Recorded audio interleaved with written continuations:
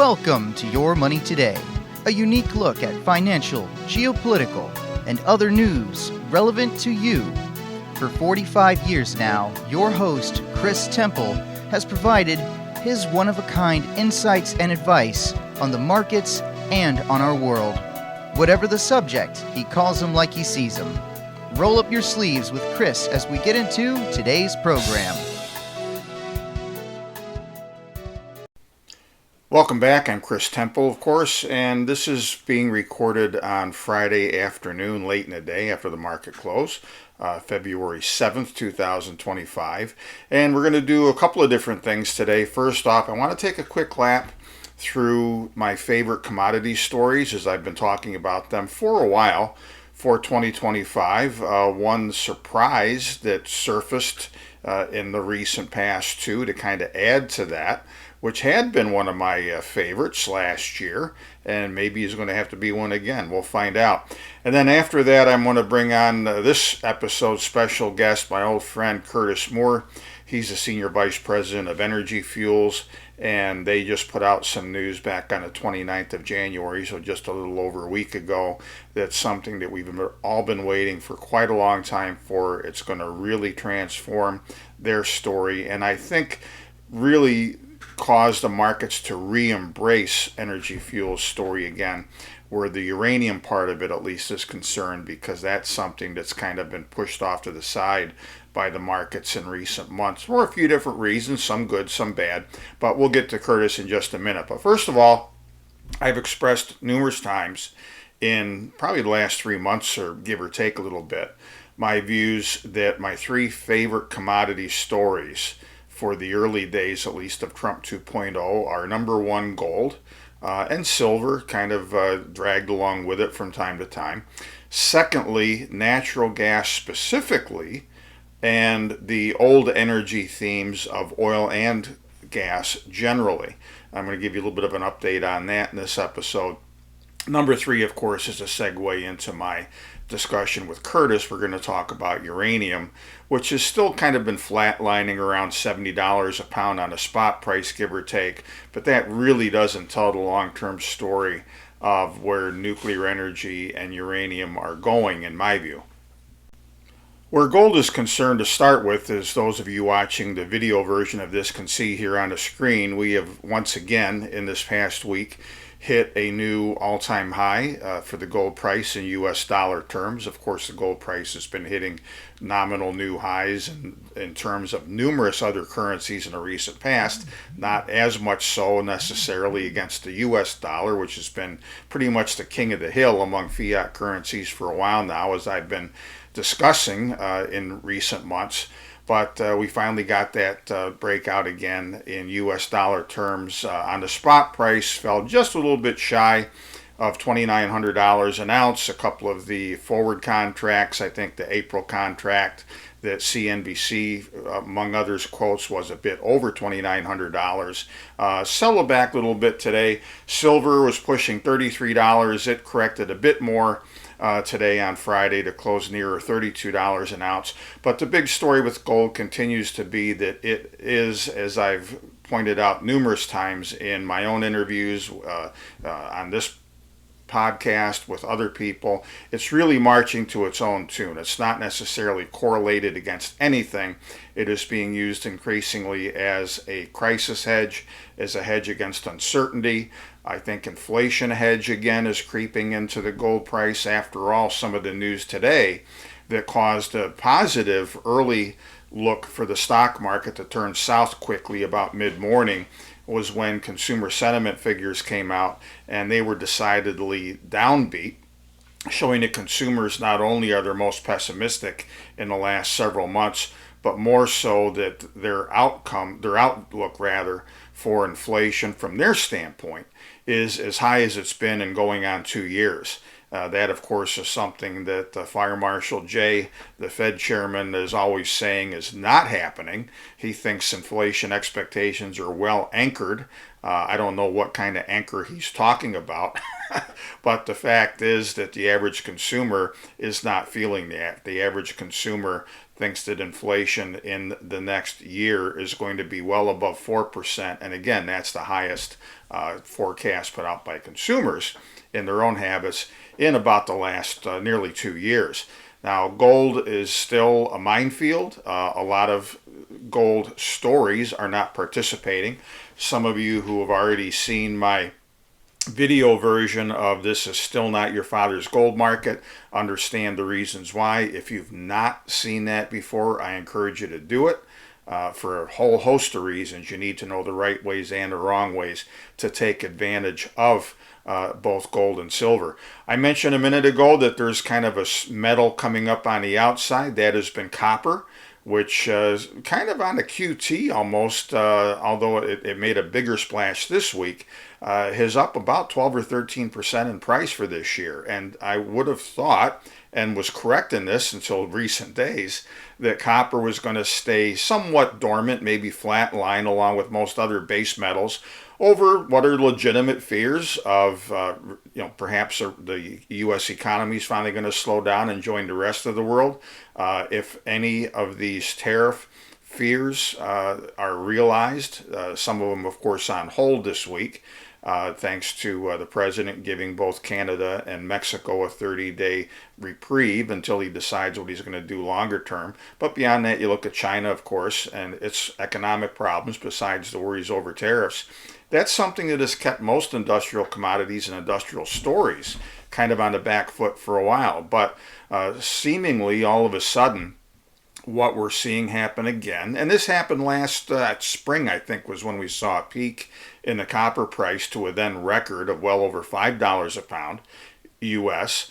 The shortage part of that story, I think, is being embraced again. There's been a couple bits of news recently, I'll be talking more about them in the days ahead, that underscore the fact that long term there is a massive lack of supply structurally with copper. There just is not enough copper to go around with all the different needs the world has, not just for energy, but for infrastructure and so forth, and not nearly enough new mine development and mines in the development stage that are going to be producing in time as well that are going to fill that gap. So that's something that bears watching. I still think it's a little bit suspect, but it's encouraging for people who have got some good long-term copper stories. Of course, we have a few of them, several of them indeed, with the national investor, even though I like them more for their individual stories, and I'm still not quite sold yet that we need to jump into copper with both feet, but that's something I'll be looking at in the days ahead. And of course, it will depend a lot on the macro situation and how well the global economy stays together, or alternatively does not. Number two after gold, and maybe 1A for gold and 1B for silver, we've got old energy. Natural gas was a favorite story of mine for a while. A few weeks back when we were near the peak at a bit over $4 per MCF for natural gas, I advised our paid members with a national investor to sell the ETFs that we had that were languishing for a while, but where all of a sudden they went up like a house of fire, and we ended up with decent profits on those. Natural gas, of course, is corrected from over $4 to, I think it was $3.30-ish or so. For those watching by video, again, I'll have a chart on the screen here of that. The bigger story, I think, recently, and I'm going to get back to natural gas in a minute, but the bigger story recently has been what a lot of people are shaking their heads over, and that's been the abysmal performance of the crude oil price, which seems to have taken over, maybe from copper, as the economic worrywart among industrial-related commodities. Just like copper, of course, oil can be sensitive to fears over an economic slowdown and whatnot. But quite honestly, and I'm going to be talking more about this in a new issue to the National Investor going out in the next few days, along with some updates on our recommended companies there, which I think are, pretty much all of them still long-term screaming buys, with the exception of the pipelines, which have had incredible runs. I mean, these have been cash machines for us. I'm wondering if they're getting a little bit long in the tooth. That's a story for maybe next time. But crude oil itself, you would think that we're already in a global recession. And yet, everywhere you look on planet Earth, we are still, when you add it all up, at record consumption and demand levels. The supply situation, I think, is much more supportive of a price, $10 or $15 higher than it is right now. One of the energy specific people that I follow is Eric Nuttall from Canada. I follow also Phil Flynn, of course, my friend here from the U.S. in the Chicago area. And both of them and several other ones that I've been paying attention to are looking at this and just scratching their head. Why is the price? I mean, we were threatening yesterday to go back below $70 a barrel on a WTI contract. It rallied a little bit today, so we ended up the week north of $70. But again, I think that the demand side has been completely neglected by a lot of traders that are out there in the markets. Now, hedge funds, and this is an interesting situation. A lot of hedge funds are still long oil. The directional traders in commodity markets have been shorting it because of worries about how much the new and improved tariffs, if you will, are going to hit demand globally for a lot of things and cause a reduction in usage and therefore validate what's already a low price that would reflect a scenario like that. So look, I think long term that both oil and natural gas are looking great. I especially like the rebound potential down the road for natural gas. I think we've gotten all we're going to see out of the natural gas price to do with the weather this winter. And that was, of course, a lot of what drove the big gains that we saw in the early part of the year until a week or two ago. And that being that after a couple of abnormally mild winters in both Europe and the U.S., winter finally decided to show up this year. And that quickly changed the equation from surpluses and from storage running well above the 5-year average to going down to the 5-year average, and then by some measures recently a bit below that. Europe, even more so, has gone through a lot of the gas that they had in storage. The longer term picture, though, I think is still great. And if you didn't see it, I'm going to put the links on the show notes here so you can get at least the publicly available snippets from his interview today. But the newly minted Trump Energy Secretary Chris Wright was interviewed on CNBC today, and he had a lot to say about natural gas. He had a lot to say about energy generally. I think a lot of what he's got up his sleeve is spot on for where we're at as a country and what we need. One of the points he made was that going forward, there is still, as far ahead as you want to look for the time being, the single biggest demand part for electricity and utilities in the U.S. is going to be driven by natural gas, perhaps proportionally more so than what we've seen build in recent years, where natural gas has slowly been taking over largely the share of electricity production that coal used to provide. So natural gas is going to be a big one going forward. He has pointed out, and this really flies in the face of just the asinine action that New York State has taken recently. They're going to try and penalize companies operating in New York in one way or the other for their alleged harm to the environment. They're going to have retroactive taxes and whatnot. Again, we've got some people who, the adults aren't back in the room everywhere yet when it comes to energy and things like that. And what Wright correctly pointed out is that in recent years, when you look at, and those of you who follow this subject know this already, the U.S. has led the world in reduction of greenhouse gas emissions, reduction of carbon, and so forth. Wright pointed out that if you look at the next 7 countries combined that have been able to reduce carbon emissions over the last 20 years, the 7 of them together don't equal the reduction in carbon and greenhouse gas emissions that the U.S. has already done. And that overwhelmingly, if you look at the reasons for the greenhouse gas emission reductions, that has been led chiefly by the increased adoption of natural gas, which is going to increase as time goes on. In fact, he pointed out that if you look at the Biden administration's priorities, and the $4 trillion that has been invested to account for all of 3%, of the total of electricity being, batteries and solar and wind power and so forth. He said if you can look at the last 20 years, and it's the worst malinvestment driven by government policy of anything in recorded history. So we have gotten so little and spent so much on sources of electricity that are not reliable 24/7.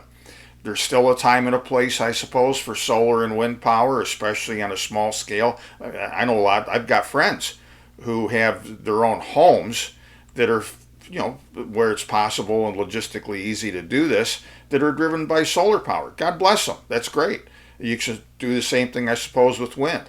But when you're talking about public needs and power grid needs, these things do not pay for themselves over time. And so natural gas is going to continue to be a big and probably growing part of the mix of all of our electricity needs. And coming up after that on the outside, of course, is nuclear energy, which Chris Wright is very bullish on.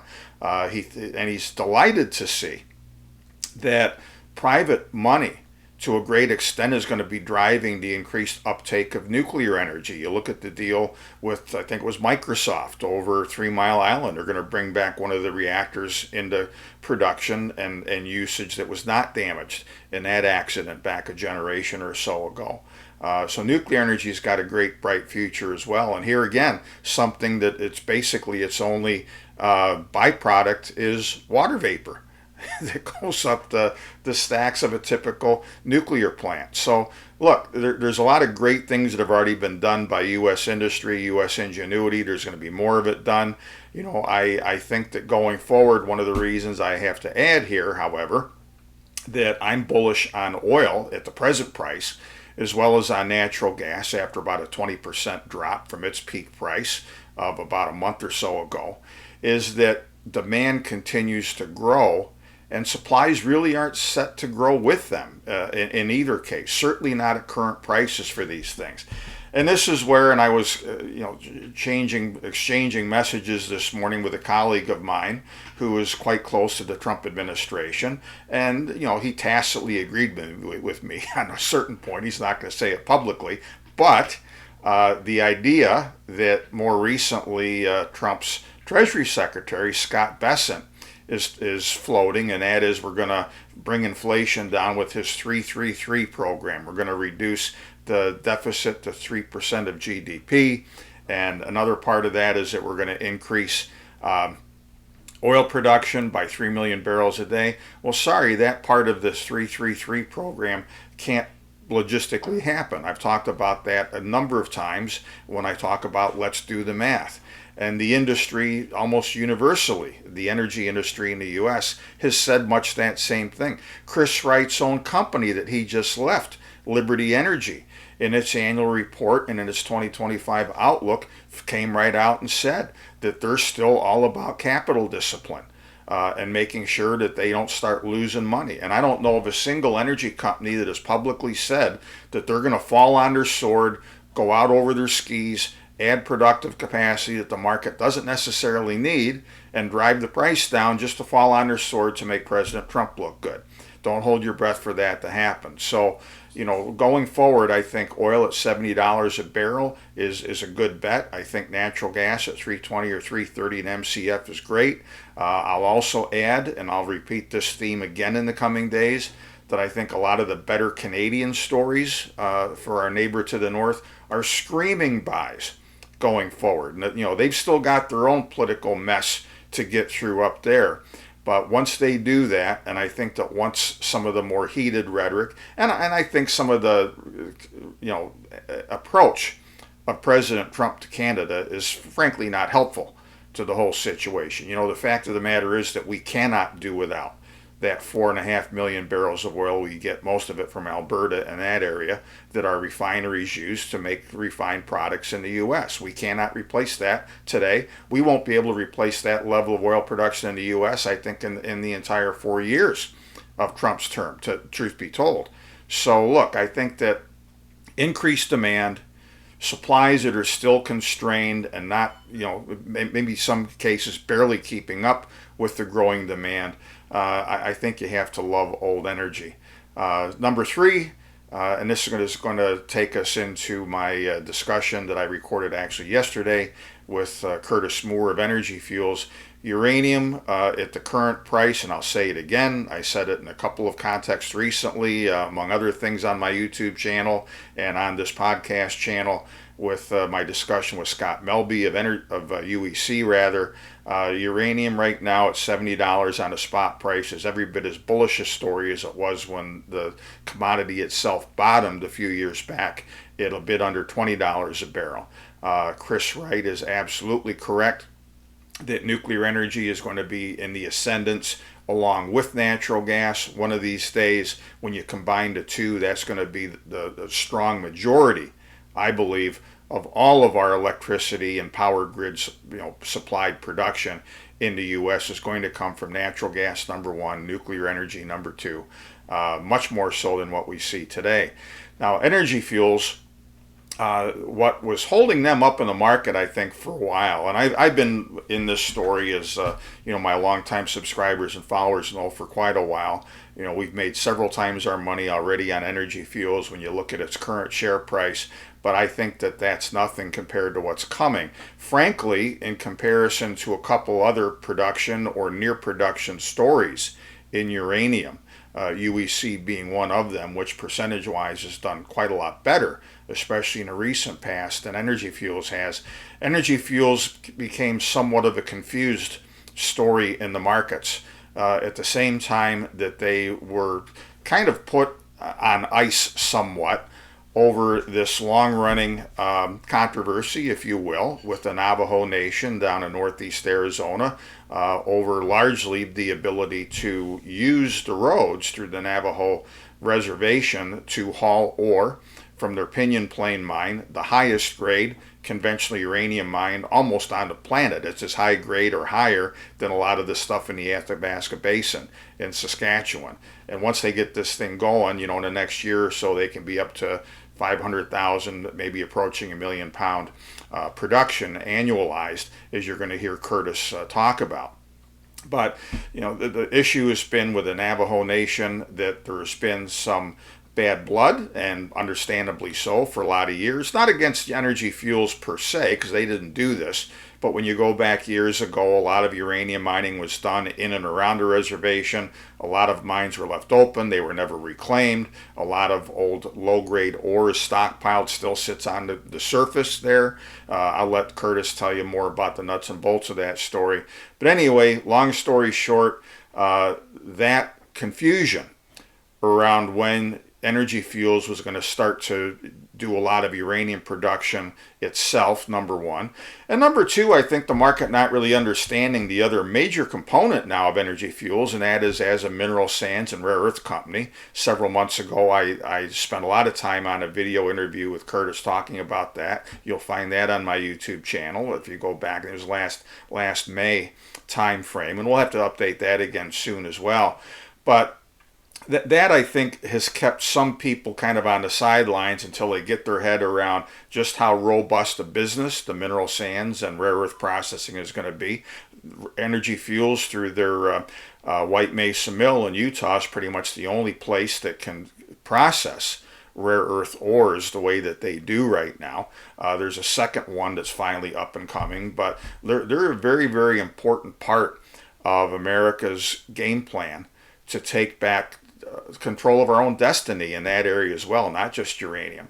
And I think that's been misunderstood. But now that we've got the Navajo issue put to bed, a landmark agreement that was signed by, you had the EPA involved, you had the state of Arizona, the governor there, you had Energy Fuels involved, you had the leadership of the Navajo Nation. It's a win-win situation for everybody, as you're going to hear Curtis explain.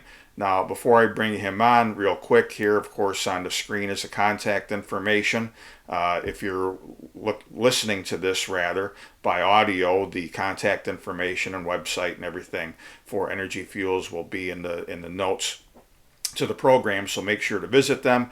Make sure, of course, to read all of their various disclosures and so forth, because, of course, Curtis and or myself may be making some forward-looking statements that might pertain to energy fuels. We want you to know about that as well.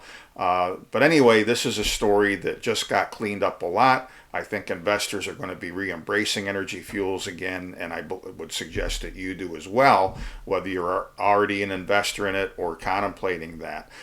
Real quick, before I bring him on, I want to play just over a 3-minute video.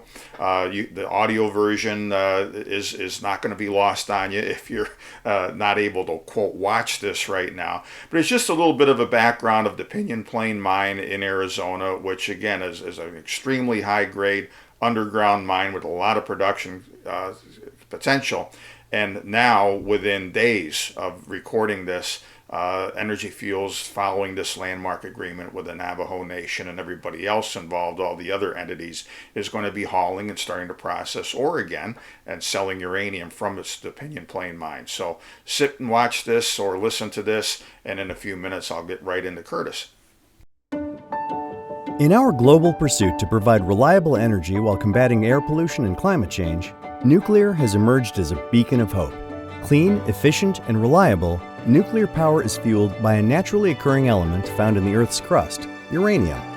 For too long, our reliance on foreign uranium, specifically Russian, has left us in a vulnerable position. It's time for a pivotal shift. The United States stands on the cusp of an energy revolution, with domestic uranium at its core, propelling us toward a secure and sustainable energy future. You can forget outdated notions about operations of a half-century or more ago. This is not your grandfather's uranium mine. In the U.S., the uranium mining industry has transformed and is now defined by unparalleled standards in technology, environmental protection, and worker safety. At the forefront of this transformation is Energy Fuels' Pinyon Plain Mine. The entire site takes up only 15 acres, and the mine shaft itself is about the size of a shed. But despite its size, this little mine is set to have a big impact on fulfilling our nation's clean energy requirements, with the capacity to power millions of homes while drastically reducing carbon emissions. The Pinyon Plain Mine is a unique geological formation known as a breccia pipe, in which uranium is found in a naturally occurring vertical deposit. By targeting the concentrated uranium in the deposit, we preserve the surrounding ecosystem and keep our footprint to an absolute minimum. Breccia pipes come with their own natural protections that prevent contamination of the watershed and the environment that Energy Fuels supplements with our own additional layers of protection and monitoring. Don't just take our word for it. The Pinyon Plain Mine has been studied by scientists and regulators for decades, and it will be the 9th such deposit mined in northern Arizona since about 1980 with no adverse environmental impacts. To extract the uranium, first we sink a shaft straight down and then horizontally to access uranium deposits at various points. And what exactly does the uranium ore we extract look like? Well, it's just a rock that is mildly radioactive that contains about 10 to 20 pounds of uranium per ton of ore. The uranium we extract is not explosive and it doesn't glow green. It's actually not even that hazardous when compared to other materials routinely handled by industry.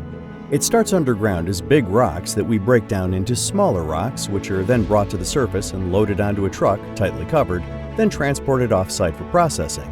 We have strict protocols in place in the highly unlikely event of a spill, but in general terms, the ore would be scooped up by workers and loaded onto another truck and sent on its way with nothing harmful left behind. Compare that to hazardous liquids like diesel fuel and industrial chemicals, which represent a much greater safety concern and are transported across the entire country, including Arizona and the Navajo Nation, every day. Once we've extracted the ore, the mine will be sealed and any residual uranium on the surface removed. Following a period of post-closure monitoring, all of the buildings and equipment will be removed. The site will be recontoured and revegetated, and it will be restored back to its original state. Within a few years, you won't know a mine was ever there. You will be able to recreate and enjoy it without worry. The story of Pinyon Plain Mine is one of innovation, safety, and progress. It's a story every American can be proud of. Join us on this journey towards a safer, cleaner energy future. By supporting domestic uranium production, we're not just powering our nation, we're securing a clean energy future for generations to come.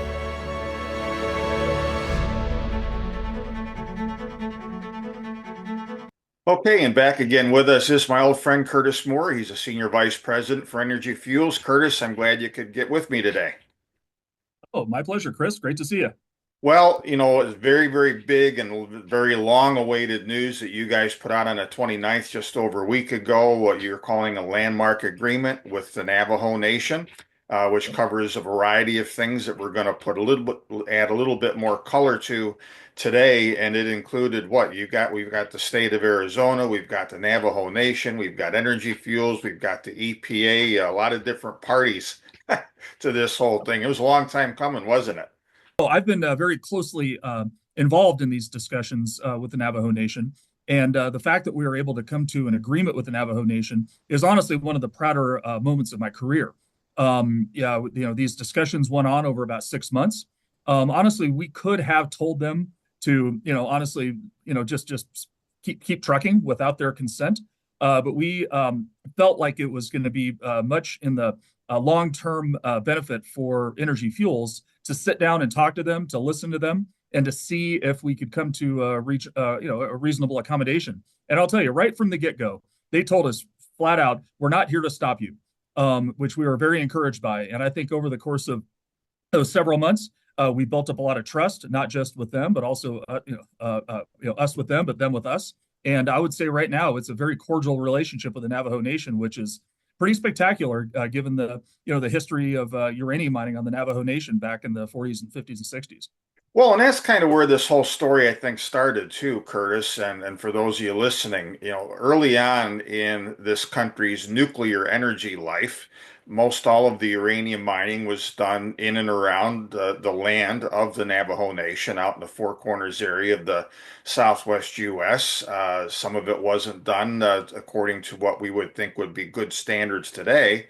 And thus, there are hundreds of millions of tons or more Yeah, of millions of tons, millions of millions of tons. tons Yeah, of waste rock and yeah, whatnot that's there. A lot of it laden with perhaps some uranium that can be yeah, recovered. And yeah. that's been, of course, a bone of contention, I think, for a while, is that I think the Navajo Nation, to be fair, had a jaundiced view of uranium mining and the government's handling of this up to this point. And you guys have always kind of been looming as a potential white knight, and you have in the past on a test basis taken some of this material up to the White Mesa Mill, haven't you? I don't think that we've actually been able to take any. We had an agreement to take some right before COVID, but that kind of That's went right. away. That's right. Yeah, COVID stopped you. That's it right. did. It did. But yeah, no, that back in the 40s, the 50s, the 60s, the U.S. uranium industry, I put in quotes, it was essentially a government weapons program, Right. where the government needed uranium, to counter the Soviet Union during the Cold War, and they were the only buyer. They were encouraging the mining of uranium. The only buyer for uranium was the U.S. government, and again, it's a little. I don't want to be too hard on those guys back then because look, they were trying to do the best they could at the time they were there, and trying to counter the threat of the Soviet Union. But you're right, they did not use methods that would be anywhere acceptable today. And there were a lot of mines that were just left behind. They were abandoned, and that's what they're called, or abandoned uranium mines, or AUMs. And I believe there are on the order of about 600 of these across the Navajo Nation, and there are many, many others, in the Four Corners region outside the Navajo Nation. They weren't the only ones that were impacted by this, but there are, I believe, the EPA, U.S. EPA, has said there's on the order of 600 abandoned uranium mines on the Navajo Nation, many Wow. of which have not been cleaned up properly. And so you're right; they have a jaundiced view. They're very skeptical of this. Now, again, we're not trying to mine on the Navajo Nation at all. But we do have a facility, the White Mesa Mill, that is able to really step in and help, and in a lot of respects, just try to move beyond that legacy. Because it's a sad legacy of environmental contamination and health and safety impacts that Navajo and a lot of other people suffered.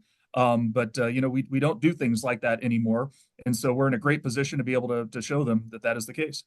So part of your deal that was brokered again by all the different people involved is that you're going to initially agree to process some of this waste that you're going to carry away, correct? Yes. Yeah. So as a part of our agreement, we agreed to take 10,000 tons of this AUM waste for free. Now we call it waste again in quotes. A lot of this material actually has recoverable uranium in it, and so it's really kind of ore from another perspective. Ore for the mill, ore feed.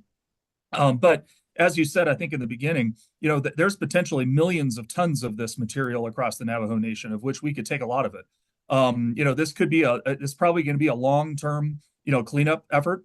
There's already, I believe, on the order of $2.5 billion that is set aside for about 10% of those mines. So you can see there's billions of dollars potentially at stake here. Now, of course, that wouldn't all come to us, but again, it's a great opportunity for the modern industry to work with the tribes and to clean up that legacy along with the U.S. government. They have a big role in this as well, and we're real proud to be a part of that.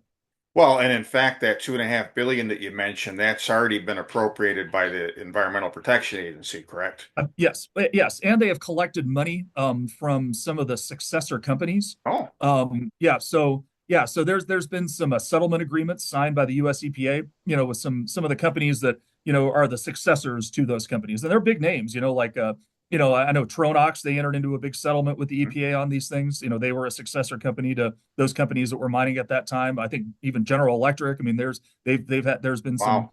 Yes. So, so some of these companies are stepping up and providing, money for these cleanups.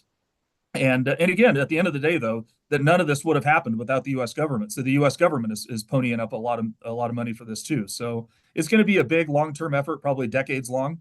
And again, at the White Mesa Mill, we can take this stuff, and in fact, we can process. We'd love to get more of the high grade stuff. A lot of this material is likely low grade stockpiles. Where if you Right. had a mine operating and you maybe mined some ore that didn't meet the grade cutoff of the local mill, well, you'd go set it aside. And I don't know what the grade cutoffs back then were, but 0.1, 0.15%. But there could be some, pretty good stockpiles laying around that we can process and recover that uranium out of it. Well, just like in any other metal or mineral we want to talk about today, the technology has improved, recoverability has improved, and yeah, a Yep. lot of stuff that was set aside and wasn't run, you guys are going to be doing it for the first time, Yeah, which we think is so. Yeah, and now again, we're not pretty quite there cool. yet. We've agreed to take material for free. There's not a current agreement to take anything beyond that, although the Navajo Nation has asked us for some updated numbers about what it would take.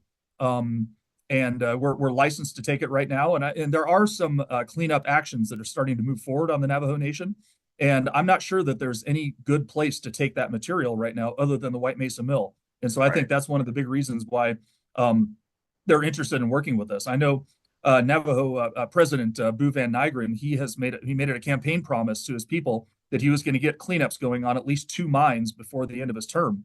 And really, that can't happen unless you have a place to take the material, and that's really the White Mesa Mill. So I think that was a big motivation for entering into this agreement. Sure. And I know that when you and I visited last several weeks ago, before this agreement came out, obviously, you were mentioning that there was, you thought that this was looming, that there Yes, was going to be some yes, success, and you even remarked to me that when you were on your way to Washington for the president's inauguration, that you had some of the Navajo members with you, that well, not with me, but I met you with were them. part Yeah. of that.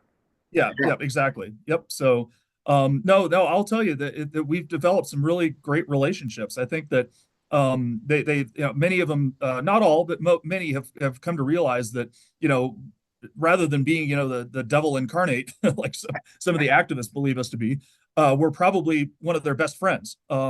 And we do things right, and we do things in the highest standards. We do things in the United States to the highest standards, and Sure. in energy fuels in particular, it's almost obsessive for us how we try to just maintain the highest standards for health and safety and environmental protection. And I think that they've realized that. And again, when now it's time for us to show them what we do, Yeah. what we can do. And I think that there's hopefully going to be some great partnerships, particularly on cleanups, well into the future. Neat. I don't think we're ever going to be mining on the Navajo Nation, nor do we want to. Right. But unless they want to, but we're a long way from that. Yeah. Now, you just, by mentioning mining, you just segued into the next subject, and that is the Pinyon Plain mine, Yeah. because one of the other benefits of this whole broad agreement with the Navajo Nation is that they are now going to block any prior opposition to Yep. you transporting material through the nation from your Mhm. Pinyon Plain mine, which, correct me if I'm wrong, as far as any known resources in the U.S. right now, is the highest grade underground uranium mine. Yes. I mean, it's So, the highest grade mine, period. Right. period. Yeah. Yeah. So, Um, so yeah. you mentioned in the press release that I showed a picture of it at the outset, that you plan to imminently restart production there and Yep. be able to transport ore. Give us a little bit of color on that as far as what the plans are, Curtis. Yeah, yeah. So we should start transporting ore again here in the next couple weeks. We have a pretty, we have been mining. We have a pretty large stockpile out at the mine right now that we'll be able to get moved over to the White Mesa mill. And again, we could have been transporting the whole time here, but because these are federal highways, and this is all governed by federal law. But we felt like it was important to get the consent of the Navajo Nation for this and to come to a real win-win, which I think will benefit all parties going well into the future. But yeah, no, it's a great high-grade mine. We're mining out there. We've got contracts to deliver that material into. I mean, there's been a little bit of weakness in the spot price of uranium these days, but we've locked up most of this material into contracts, and so this is going to be a great mine, and it's probably going to be the largest producing uranium mine in the United States over the next few years here. Just because, I mean, it's going to be on the order of 500,000 to 1,000,000 pounds per year for the next few years, which I don't think any other mines in the U.S. that I'm aware of are going to get to that level. Well, not quite yet. I mean, a few of them I Yeah. think are going to work up toward that, but and that there again is another issue I want to get to in a second. But just to finish up real quick, so you've already got ore stockpiled. You're going to be Yep. sending it within the next couple weeks or so Yep. up Yep. to White Mesa, Yep. and up until now, I know that you've not really had a lot to say about the uranium part of it. Of course, as we covered in a video that you and I did several months ago, and in the other material I put out on energy fuels, you guys have built quite the rare earth related Yes. Yep. juggernaut these days too. We're going to have to get back Yes. to that again one of these Yep. Yep. days sooner rather than later. Yep. But now are you going to be in a place to give a little bit of guidance as far as what your plans are for Yep. uranium production again? Yeah. Yeah. So we're going to be releasing our financials here in the next few weeks, and so I would imagine we'll put some guidance out on that regard. By the Okay. way, I like how you use the word juggernaut on the rare earth stuff because honestly, that is what it is. People don't get it yet, but it is a Well, no, juggernaut. they don't, and I think it's confused people as much as anything because Yeah. I of course you and I have known one another for a decade or longer, and you Yeah. were always a uranium company, and now you're Yep. filling in this other part of the Mhm. U.S. critical metals and minerals food Yep. chain, and that's important for people to get. I've said in several contexts recently, and you've been living this every day, especially in the recent past, that Yep. in our lifetimes we have not enjoyed a U.S. administration that's going to provide as much of a policy tailwind for Yeah. our own extractive industries and our own energy is what Yep. the Trump administration is going to give us now. It's not the whole piece, it's not the whole puzzle, but the broad policy and permitting and regulatory framework, I think, is going to be great. Yep. But sticking with the uranium theme for right now, and we'll be looking forward, of course, to the guidance that you put out with your financials and or Mhm. afterward. Um, how are you seeing things unfold? I mean, we've got a situation where last spring, the Congress voted and President Biden signed an eventual ban on Russian uranium imports that would take effect in 2028. And as Yep. many of us mused at the time, Russia a couple of months ago said, well, if you feel that way, why wait until 2028? We'll Right. stop Right. selling it to you now. Yeah. Uh, Exactly.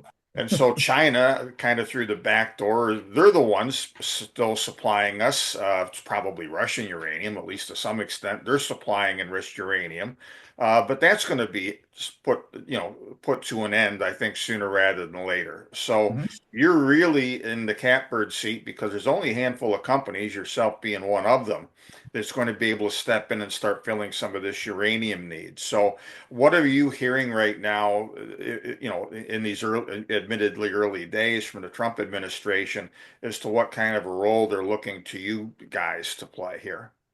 Not a lot yet. I think they're still, going after some of their, higher priorities right now. But as you point out, I think being a U.S. uranium producer is highly strategic, especially under this administration and his America First policies. So, as you pointed out, we have a Russian uranium ban, but the Biden administration DOE was offering waivers to that ban, so it really wasn't a ban.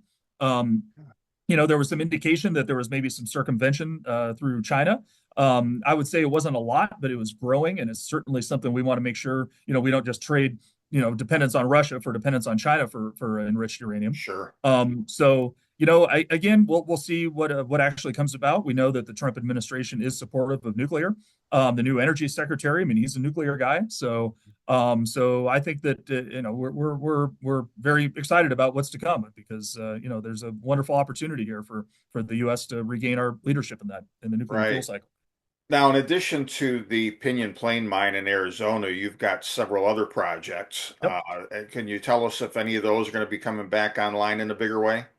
Well, we've been mining at our LaSalle complex, two mines Okay. out there. Those are going very well. We're looking at bringing our Whirlwind mine online here. I mean, we're getting that ready to go, getting our Nichols Ranch project ready to go. But again, the price has been showing a little bit of weakness here. And so we're not going to bring those online in the face of this kind of weakness, but we're getting ready to restart very, very quickly if and when those prices come back and we can, place that material into contracts. So yeah, no, we're I think in as good of a position as any U.S. uranium miner out there right now. Again, we had that little hiccup. I call it a hiccup. It was kind of a voluntary hiccup with the Navajo Nation. But now I think it has come to a point where we're in a much better position vis-a-vis that mine. And I think that getting the at least the partnership, a nation partnership with the largest, most populous, probably one of the most powerful tribes in the United States, I think is a really great outcome. That now it's time to live up to our promises. Oh, I agree because you would never have wanted a situation where you were going to be defiant and say, "Well, we'll just ship this stuff anyway. We have a right to," and then you Yeah, get in bigger arguments and somebody gets yeah, hurt. we could have done that, but It's you're so much better off now going forward right, cooperatively. And I yep, think too, and I hope more of this comes your way, but when you've got the EPA that has got a budget for this, there's going to be other you got yourself a front row seat now with the Navajo Nation, so and now it's a cooperative one it is rather exactly. than something different. Yeah. Now, and again, this cleanup work, it's not going to be a huge business for us, but number one, we're doing our part to clean up the past, and number two, it should be a nice little source of cash flow for us moving forward, we hope. So, Well, it um, should, yeah, and whoever knows, what that might lead to, that'll be yeah, pretty neat to see. So, yeah, all thank right, you. great story, great update, and folks, those of you who have been a subscriber to the National Investor for a while, of course, we're in at Energy Fuels at way lower prices than this, so we're all happy. But notwithstanding the pullback we've had in uranium, where we peaked, it was $106 a pound, I Yeah, think, a little over a year ago, or about a year ago. Now we've been around 70-ish, give or take a yeah. little bit a pound, but Still not a bad price. I mean, it's if you no. if you if you had told me 2 years ago the price would be $70 a pound, I'd be jumping up and down doing cartwheels. But but Well, that's because look, true. for a mine like Pinyon Plain, $70 is just fine. That's a nice Um, number. not honestly, not a lot of companies can say that. A No, lot of $70 isn't great for a lot of these guys trying to come online right now. no. But I'll tell you, I've said this to other people as well recently that I'm thoroughly convinced that at $70 now, the overall sector looks just as bullish to me as it did when uranium bottomed at just under $20 a pound on a Oh spot yeah. price. The long-term fundamentals are phenomenal. It's the demand Yep. situation just keeps growing and growing and Yep. growing now with data centers, with Yep. AI, with just the overall embrace really too of nuclear energy in the world. There is not a single energy or extractive theme in the world that has got the tailwind that uranium and nuclear energy do right now that virtually everyone is on board with.